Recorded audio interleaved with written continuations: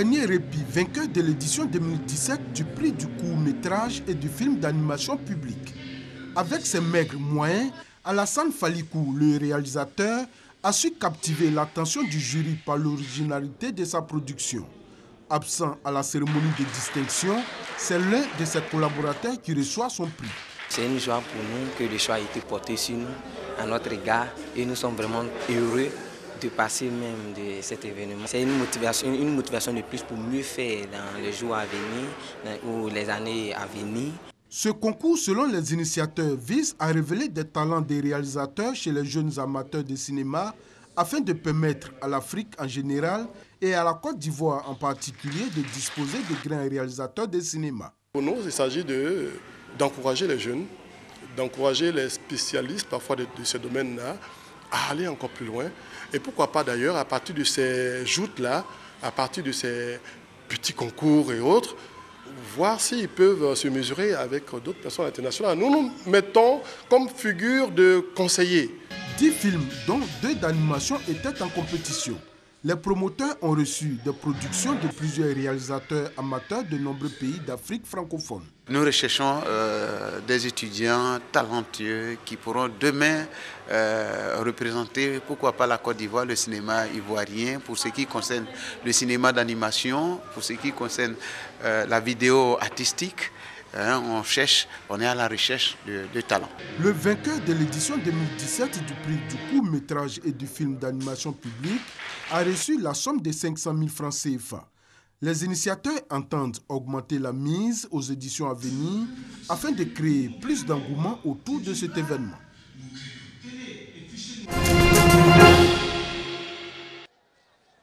Fini les oraux du BPC, place maintenant à l'écrit. Dans les centres de composition, les candidats sont en place. Ils n'ont pas droit à leur téléphone portable et éloignés de leur cartable.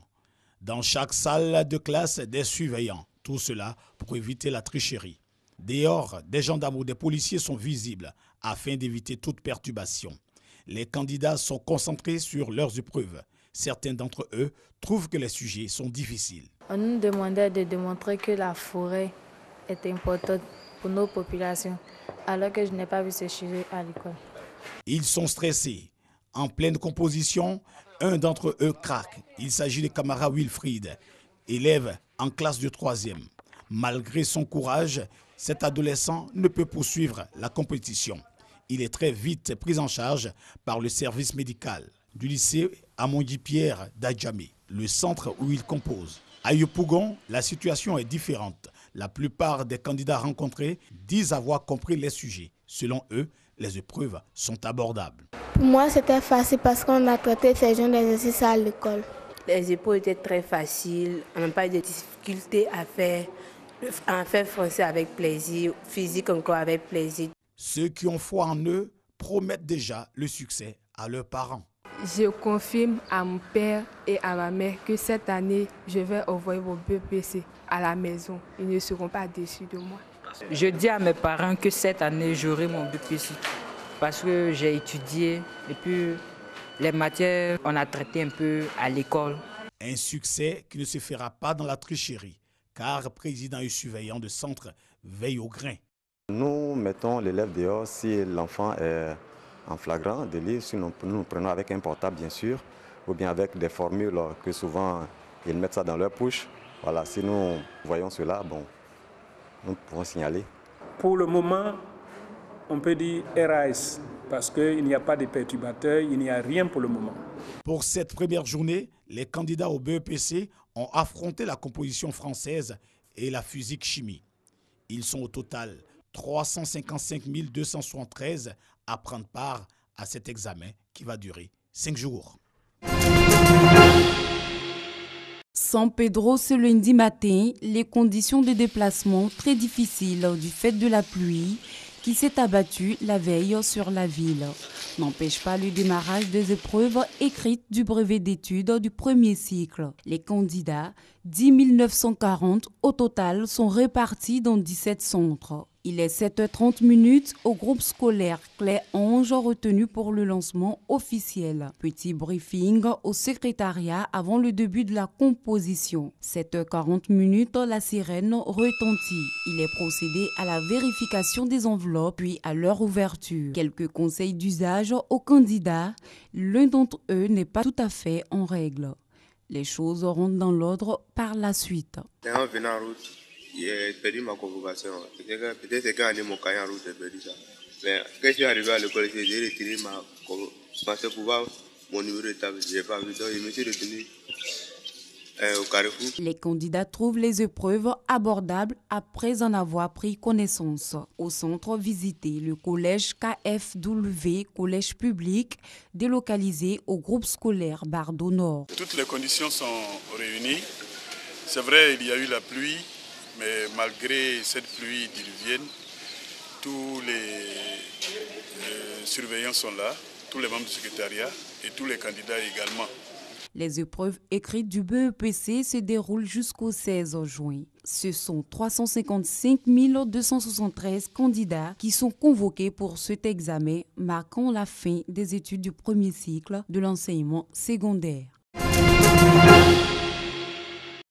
Nelson Rolihlahla Mandela, dont le nom du clan tribal Madiba, est né le 18 juillet 1918 à Mvezo, Union d'Afrique du Sud.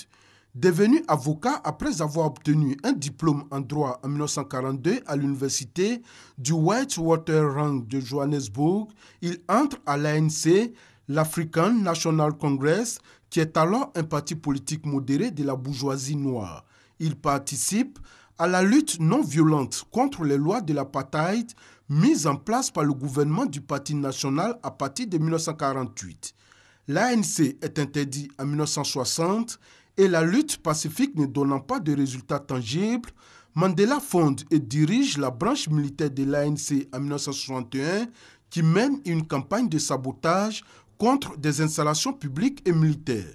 Le 12 juillet 1963, il est arrêté par la police sud-africaine sur indication de la CIA, puis est condamné à la prison et aux travaux forcés à perpétuité lors du procès de Rivonia le 12 juin 1964 pour son activisme pendant la campagne de défiance aux lois injustes. Dès lors, il devient un symbole de la lutte pour l'égalité raciale et bénéficie d'un soutien international croissant. Après 27 années d'emprisonnement dans des conditions souvent très dures, Mandela est relâché le 11 février 1990 et soutient la réconciliation et la négociation avec le gouvernement du président Frédéric de Klerk.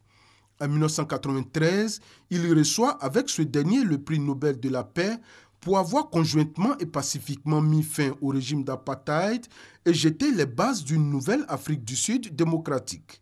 Après une transition difficile où de Klerk et lui évitent une guerre civile entre les partisans de l'apartheid, ceux de l'ANC et ceux de l'Inkatha à dominante Zoulou, Nelson Mandela devient le premier président noir d'Afrique du Sud en 1994. Il mène une politique de réconciliation nationale entre noirs et blancs. Il lutte contre les inégalités économiques, mais néglige le combat contre le sida en pleine expansion en Afrique du Sud.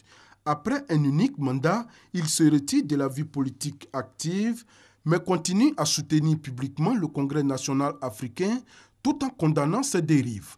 Impliqué par la suite dans plusieurs associations de lutte contre la pauvreté ou le sida, élevé au rang de patrimoine commun de l'humanité, il demeure une personnalité mondialement écoutée au sujet des droits de l'homme et est salué comme le père d'une Afrique du Sud multiraciale et pleinement démocratique, qualifié de nation arc-en-ciel. Il tire sa révérence le 5 décembre 2013 à l'âge de 95 ans.